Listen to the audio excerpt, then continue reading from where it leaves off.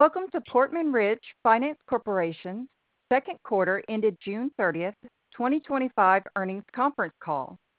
An earnings press release was distributed yesterday, August 7th, after market close. A copy of the release, along with an earnings presentation, is available on the company's website at www.portmanridge.com in the Investor Relations section and should be reviewed in conjunction with the company's Form 10-Q filed yesterday with the SEC. As a reminder, this conference call is being recorded for replay purposes. Please note that today's conference call may contain forward-looking statements, which are not guarantees of future performance or results and involve a number of risks and uncertainties. Actual results may differ materially from those in the forward-looking statements as a result of a number of factors, including those described in the company's filings with the SEC. Portman Ridge Finance Corporation assumes no obligation to update any such forward-looking statements unless required by law. Speaking on today's call will be Ted Goldthorpe, Chief Executive Officer, President, and Director of Portman Ridge Finance Corporation, Brandon Satoren, Chief Financial Officer, and Patrick Schaefer, Chief Investment Officer. With that, I would now like to turn the call over to Ted Goldthorpe, Chief Executive Officer of Portman Ridge. Please go ahead, Ted. Good morning, and welcome to our second quarter 2025 earnings call. I'm joined today by our Chief Financial Officer, Brandon Satoren, and our Chief Investment Officer, Patrick Schaefer. Following my opening remarks on the company performance and activities during the second quarter, Patrick will provide commentary on our investment portfolio and our markets, and Brandon will discuss our operating results and financial condition in greater detail. We continue to advance our strategic priorities in the second quarter, generating net investment income of $4.6 million, or 50 cents per share, compared with $4.3 million, or 47 cents per share in the prior quarter. Our focus remains on maintaining a high-quality portfolio and delivering long-term value to our shareholders. Additionally, the recent completion of our merger with Logan Ridge Finance Corporation marks a transformational milestone for the company. We are extremely proud to have completed this transaction and look forward to the greater scale, broader portfolio diversification, and enhanced financial flexibility it will provide. We believe the newly combined company will drive improved operating efficiency and shareholder returns over time. Logan Ridge also delivered strong results for the second quarter, generating net investment income of $1.2 million, or 47 cents per share, up from $0.9 million, or 35 cents per share, in the first quarter of 2025. The increase was driven by net deployment activity of $3.8 million during the quarter and continued credit strength, with no new investments on non-accrual at quarter end. To better reflect this next chapter and the strength of our advisor, we will also be changing our corporate name to BCP Investment Corporation with the NASDAQ, ticker BCIC, in the following weeks. The new name highlights our affiliation with BC Partners, a global alternative investment platform with deep credit expertise, and reinforces our commitment to building an industry-leading business development company. For the second quarter of 2025, the Board of Directors approved a base distribution of 47 cents per share, as well as a supplemental cash distribution of 2 cents per share. Of note, earlier this year, we modified our dividend policy and introduced a stable base distribution of 47 cents per share, which is anticipated to be sustainable across market cycles. Looking forward, we are excited about the opportunities ahead for the combined company. We will seek to leverage the company's enhanced scale, further diversified portfolio, cost savings due to overall operating expenses, and improved stock trading liquidity to deliver compelling, risk-adjusted returns and drive long-term value for our shareholders. We remain confident in our strategy and experienced management team as we enter the back half of this year. With that being said, I will turn the call over to Patrick Schaefer, our Chief Investment Officer, for a review of our investment activity. Thanks, Ted. Activity in our core markets was partially constrained for the quarter due to the initial tariff announcements and subsequent revisions to the various levels. Having said that, deal volume did pick up meaningfully towards the end of the quarter, and thus far during Q3, our pipeline and repayment activity has been fairly active. For the first time in a while, there appears to be a healthy mix of new LBO sale processes as well as refinancings, and the syndicated markets appear to be open for the very large end of the middle market. While this last dynamic has limited direct impact on our franchise, it does point to overall healthy capital markets that should lay the groundwork for increased deal activity in the second half of the year. Turning now to slide 6 of our presentation and sensitivity of our earnings to interest rates. As of June 30th, 2025, approximately 86.9% of our debt securities portfolio was based on a floating rate with a spread pegged to an interest rate index such as SOFR or prime rate, with substantially all of these being linked to SOFR. As you can see from the chart, SOFR rates have slightly declined over the last few quarters, impacting current quarter net investment income. Skipping down to slide 11, originations for the second quarter were $10.9 million, and repayment and sales were $17.0 million, resulting in net repayment and sales of approximately $6.1 million. Overall yield on par value of the new investments during the quarter was 11.5%, slightly above the yield of the overall portfolio at 10.7% on par value. Our investment portfolio at year-end remained highly diversified. We ended the second quarter with a debt investment portfolio, when excluding our investments in CLO funds, equities, and joint ventures, spread across 69 different portfolio companies and 25 different industries, with an average par balance of $2.6 million. Turning to slide 12, in aggregate, we had 6 investments on non-accrual status at the end of the second quarter 2025, representing 2.1% and 4.8% of the company's investment portfolio at fair value and cost, respectively. It is worth noting that for a subset of the non-accrual population, the company started during Q2 to recognize interest income on a cash basis, i.e., only when cash payments are received. This compares to 6 investments on non-accrual status as of March 31st, 2025, representing 2.6% and 4.7% of the company's investment portfolio at fair value and cost, respectively. On slide 13, excluding our non-accrual investments, we have an aggregate debt investment portfolio of $314.7 million at fair value, which represents a blended price of 86.6% of par value and is 88.6% comprised of first-lien loans at par value. Assuming a par recovery, our June 30th, 2025 fair values reflect a potential of $24 million of incremental NAV value, or a 14.6% increase to NAV.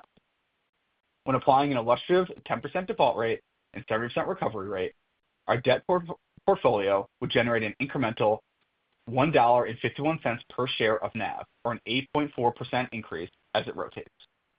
Finally, turning to slide 14, if you aggregate the last 3 acquired portfolios, we have purchased a combined $435 million of investments and have realized approximately 88% of these positions at a combined realized and unrealized mark of 100% of fair value at the time of closing the respective mergers. As of Q2 2025, we have fully exited the acquired Oak Hill portfolio and are down to a combined $20 million of the acquired HCAP and initial KCAP portfolios. I'll now turn the call over to Brandon to further discuss our financial results for the period.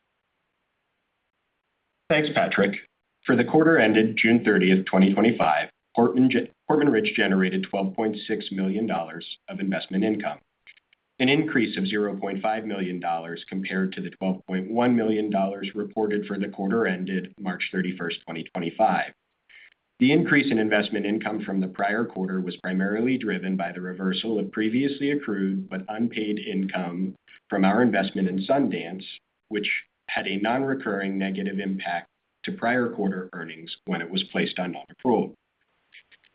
Additionally, I'm pleased to report that PIK income has declined by approximately 20% quarter over quarter, which was also driven by a non-recurring item that inflated the company's PIK income in the prior quarter.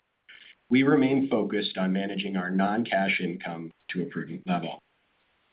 For the quarter ended June 30th, 2025, total expenses were $8.1 million, which represents a $0.3 million increase, or 3 cents per share, as compared to $7.8 million reported for the prior quarter. The increase in expense compared to the prior quarter was driven by lower than anticipated tax expenses in the prior year, the benefit of which was recognized in the prior quarter. Accordingly, our net investment income for the second quarter of 2025 was $4.6 million, or 50 cents per share, which constitutes an increase of $0.3 million, or 3 cents per share, from $4.3 million, or 47 cents per share for the first quarter of 2025. Our net asset value as of June 30th, 2025 was $164.7 million, representing an $8.8 million decrease as compared to the prior quarter net asset value of $173.5 million.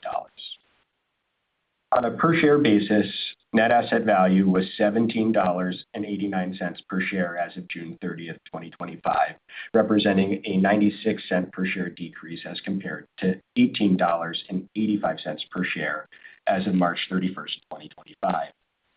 The decline in NAV was primarily driven by net realized and change in unrealized losses of $9.1 million, partially offset by the company's second quarter net investment income exceeding the distribution paid in May for the first quarter by $0.3 million. As of June 30th, 2025, our gross and net leverage ratios were 1.6 times and 1.4 times respectively, compared to 1.5 and 1.3 times respectively in the prior quarter. Specifically, as of June 30th, 2025, we had $255.4 million of borrowings outstanding with a current weighted average contractual interest rate of 6%. This compares to the same amount outstanding as of the prior quarter with a weighted average contractual interest rate of 5.9%. The company finished the quarter with $52.6 million of available borrowing base capacity under the senior secured revolving credit facility, subject to borrowing base restrictions. With that, I will turn the call back over to Ted.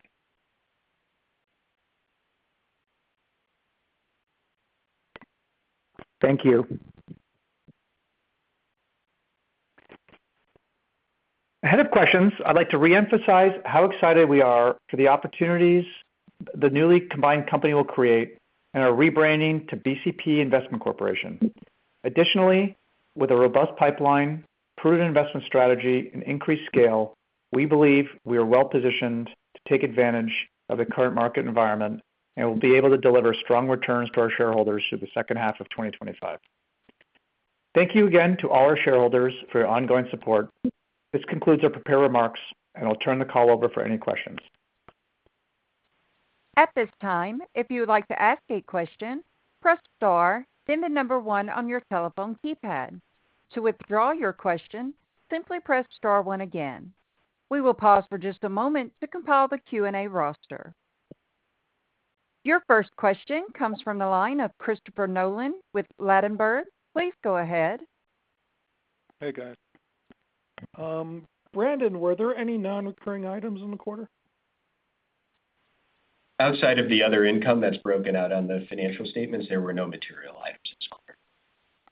Okay. And then why was interest income higher quarter over quarter despite a smaller portfolio and a slight dip in yield? So it was largely driven by the deployment we had in the prior quarter flowing through the current period. Okay, so yeah, Chris, it's just a timing impact of last quarter. We tended to have some more stuff come on sort of like second half of February and into March, and so we didn't get kind of a full quarter impact last quarter. I am all down with simple timing issues. Yeah, and Chris, we also had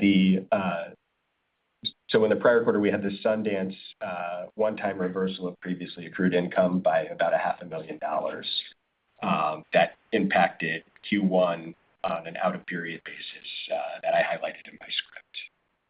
Great. And then the realized loss was $15 million. ProAir was $6 million. What's the rest for? So the other half is Anthem, which we restructured this quarter. Great. And I guess final, is there a hard date when the trading symbol is going to switch over and the name change is going to take effect? Not a final date, but it's over the course of the next couple of weeks. We should have that complete, Candidly, Chris, the biggest delay is just building out the new website and whatnot under the new branding. But we should have that wrapped up here in the next couple of weeks, and then we will definitely announce the ticker change and the new website, et cetera, at that time. We also didn't want to do it in the middle of earnings because it does have some administrative implications when your name as of 6/30 was Portman Ridge and you're filing today under a different name. Got it.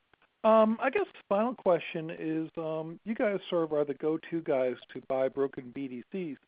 And given that there's a big maturity wall for, a lot of the investment spreads for BDCs are going to be coming in, have you guys seen more deal activity or, shown to you more deals for merging with other BDCs?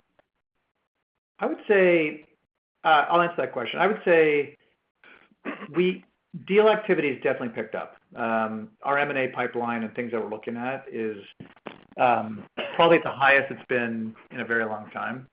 I'm not sure it has to do with the maturity wall. I think it has to do with, I think if you just look broadly what's happening across the space, I think every single day scale becomes more important. And, I think that's driving a lot of internal conversations at firms about, where they want to focus and where they want to scale. So I would say our M&A pipeline, and again, like M&A maybe happens, maybe doesn't. It's in my opinion, it's probably never been higher.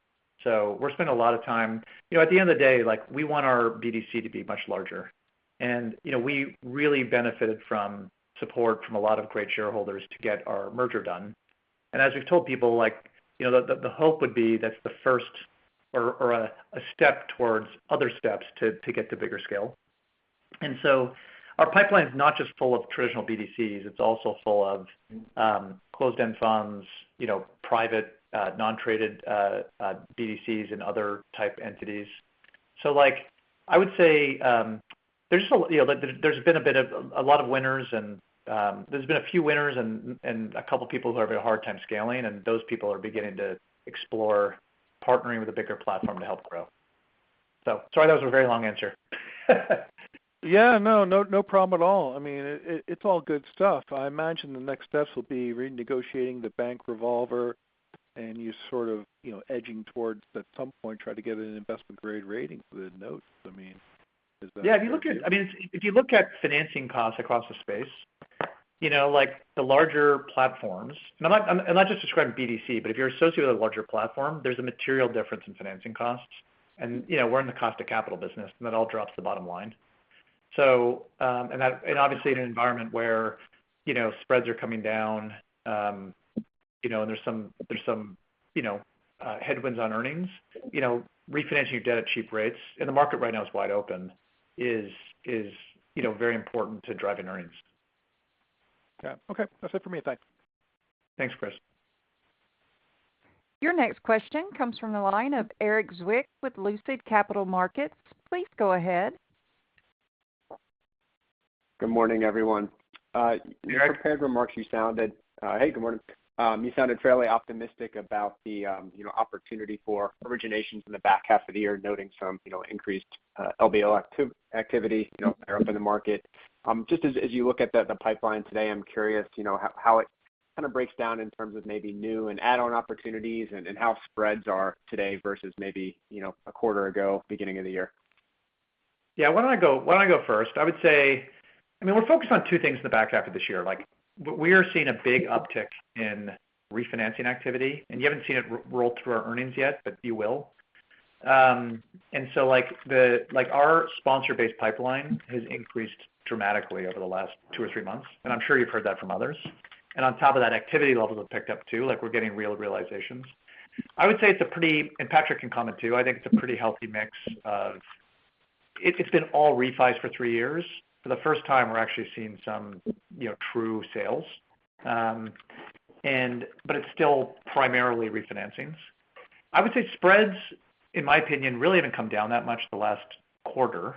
And where we target the middle market, our spreads still seem to be, 50 to 75 basis points higher than the very large deals that are getting done. But the syndicated markets are white hot right now. Deal price this week with no OID at very tight spreads. And again, we don't really compete with the syndicated markets, but our industry broadly does, and that's obviously placing some pressure on spreads. But I would say, the other thing I just mentioned is, we're very cognizant of our stock trades. We obviously have been unable to buy back stock or do other things. And we've been out there publicly as part of this merger saying that when we're kind of eligible to do it, I think we'd be pretty aggressively buy back stock and not just through normal course ways. And I think it's when you run the math on where spreads are today versus us buying back stock or tendering for stock, obviously it makes a lot of sense for us to consider both. So I think in the back half of this year, I mentioned refinancing activities up. That cash is not going to be just plowed into new lower spreading loans. I think some of that money is going to be used to buy back stock. Oh, yeah, Eric, go ahead, Patrick. Ted hit all the high points. Just to make a couple of notes there. Again, generally speaking, if we're doing kind of a refi type of an opportunity, you tend to get a little bit of a better spread because there is some, whether direct or perceived breakage cost, between finding new lenders, and kind of like dealing with a new credit agreement and a new lender group, et cetera. So you tend to get a little bit of a premium, or at least a little bit less compression if you are just kind of refining an existing deal. Our franchise is more weighted towards a non-sponsor or non-traditional sponsor. Again, it's a little bit less competitive. You're going to get a little bit of better, ability to kind of price and structure deals. So that also helps at least our franchise in terms of kind of, like this when sort of the bigger deals and, sponsors are kind of really leaning on lenders to drive terms. We do get a little bit of insulation and protection from that. I appreciate the additional commentary there. And with regard to, Ted, your commentary about, fairly strong appetite to use the buyback, that was 60 days from the closing, so it'd be kind of mid-September, like September 15-ish or so, when you could potentially get back into the market with the buyback. Is that correct? Yeah. So so when you do a merger process, there's a period of time we have to wait, like a cooling off period till the dust settles kind of thing, and that takes you right towards the end of the third quarter. And then at that time, you're running into things like blackouts and stuff. So we're trying as hard as we can to try and do something. So it might slip a little bit until the blackout finishes, but that timing is roughly right. It's a little later than that, but you're not so far off. Got it. Thanks. And one, congrats on getting the deal closed earlier this quarter. Curious, are you able to share kind of a pro forma NAV, either as the date that the transaction closed or end of July? Anything you might have on hand there that you could share? Yeah, Eric. So it's about just north of $235 million. Okay, thanks. And with regard to the comments about the potential, benefit to NAV from the positions that you currently hold that are at a discount to par, like the potential for those to convert towards par as they mature. Any kind of commentary you could provide in terms of the potential time frame, like what is the average remaining maturity on that portion of the book, or just how to think about the opportunity and time frame to realize those potential benefits? Yeah, Eric, this is Patrick. I'll give a couple comments here. We should say it's not all just maturity necessarily. We do have a handful of sort of liquid QSIP type securities that do move around a bit, and so there is some kind of material NAV benefit potential from those names that frankly doesn't necessarily take a maturity to work through. I would say also kind of practically speaking, over the course of a normal cycle, you tend to see a natural maturity duration of kind of about 2.5 to 3 years. So that would kind of be like how we sort of look at things like that is sort of over a 2.5, 3 year period. Again, there's kind of maybe a couple different ways to get at it. That's helpful. And last one for me, just looking at the non-accrual book, and it seems like there's still a lot of LME activity in the space, more limited on the kind of bankruptcy side. But just curious about, as you look at your non-accrual book, the opportunity to potentially either restructure or resolve some of those, and potentially kind of move those back to accrual or maybe, sell. How does the kind of the resolution trajectory look at this point?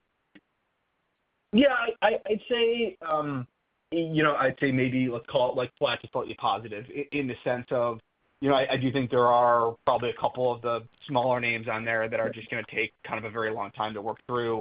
One of our bigger names, we kind of alluded to it on the call, but there has been sort of I'd call it a partial restructuring, not full, but such that, we are now, receiving cash interest on the loan, however, kind of given, all the puts and takes, we still don't think it is, we still struggle kind of getting to a full par recovery from, kind of what we think about the business and enterprise value, et cetera. So kind of we continue to leave it on non-accrual, but we are recognizing the cash interest that we receive on the loan, not recognizing, any of the PIK. And, I think our suspicion is that that situation will continue to improve versus not. And I'd say, the rest of them are, relatively flat to, I'd say, kind of increasing. There's another large position that we've been working with the company on monetizing some non-core assets to generate some kind of pay downs there, which again, doesn't necessarily translate into, turning that back on non-accrual, but getting the money back and then redeploying it somewhere else, has the exact same positive benefit. Thanks for taking my questions today. Your next question comes from the line of Stephen Martin with Slater Capital. Please go ahead. Morning, guys. Morning, Steve. Most of my questions have been asked and answered. When you look at the pro forma combined portfolio, recognizing that, we sort of knew what was in each, what's the most dramatic change going to be? Is it just the Logan equity that Portman doesn't have a lot of equity and it'll end up getting diluted? What is the nature of the difference in the portfolio going to look like? Yeah, good question, Steve. I would say very good question. Good question. I'll give you like a slightly bad answer in the sense of, the reason why this made a lot of sense is the portfolios are, pretty similar, and we have done a very good job of exiting a number of equity positions in Logan Ridge over the last 12 months. So I would say yes. I think if you look at the pro forma company, equity will look as a relatively small amount. I would say our joint ventures and CLO equities will also look as a smaller amount. If you're looking at it from a Portman perspective, Logan Ridge had sort of less limited CLO equity and less joint venture positions. So I think when you kind of like put it onto the balance sheet for 930, and you're looking at it from a Portman perspective, those numbers will be down a little bit as a percentage of total, and kind of the debt will be up a bit as a percentage of total. I don't think it's dramatic, candidly, but I would say again, if you kind of from a Portman perspective, I think the mix of pure debt will likely go up a little bit, or said differently, the CLO equity will go down, joint venture will go down a little bit. I think the equity will go up a bit, but somewhat negligible. So it'll really be a relatively consistent, SOI. Gotcha. Yeah, Steve, I would just add, as of 6/30, the weighted average yield was 10.7% at Portman. For Logan, it was 10.6. On a combined basis, it's 10.7. But there's pretty material operating expense efficiencies that you guys will all benefit from going forward, as well as, of course, the fee waivers, et cetera, that we put in place that'll drive P&L going forward. And then over the longer term, we would look to rotate out of the equity book and all of the non-yielding names that Logan Ridge has and redeploy those proceeds into interest earning assets originated by. since there was a substantial overlap in names over the last 2 to 3 years, when you combine them, is there going to be a material difference in the number of different names in the portfolio? Again, we can talk about materiality. Probably not. I mean, again, if you're looking at it from a Portman perspective, there's 94, 96 unique borrowers that will maybe go up by 10 to 15 names. So that obviously we are adding diversification. I wouldn't say it is substantial. And I would also say the names are pretty similar, but depending on, the timing of when we did the individual names, one name might be a slightly higher percentage of Logan versus Portman. That will kind of like normalize out when you add the two things together. Candidly, I think the biggest piece from our perspective that will move around when you put the two things together is we'll have a lot more flexibility around where we sort of put the names and the exposures between our different credit facilities and where we can kind of get, better borrowing capacity. Again, all of our different two different credit facilities have different industry concentrations, leverage concentrations, kind of things, all like that. So, the ability for us now under one combined roof to be able to sort of, I'll call it, move around the asset positions within the credit facilities, at least from our perspective, is where, we'll be able to sort of, unlock a lot of value, from the SOI being put together. Got it. One last one. Recognizing that you had exited a number of the larger equity positions, any change that you can talk about on what was left of the Logan Ridge equity?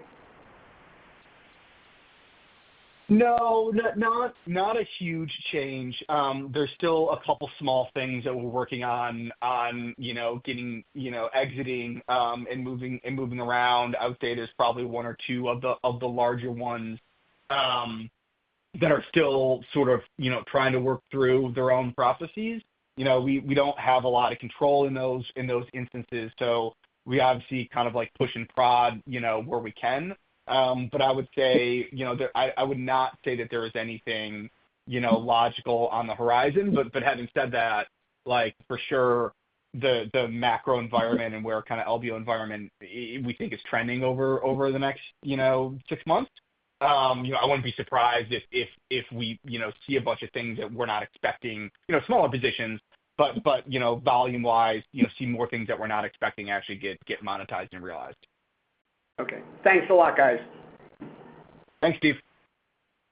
That concludes our question and answer session. I will now turn the call back over to Ted Goldthorpe for closing remarks. Thank you all for attending the call. As always, please reach out to us with any questions, which we're happy to discuss. We look forward to speaking to you again in November when we announce third quarter 2025 results, and I wish everybody a great end to their summer. Thank you so much. Ladies and gentlemen, this concludes today's call. Thank you all for joining. You may now disconnect.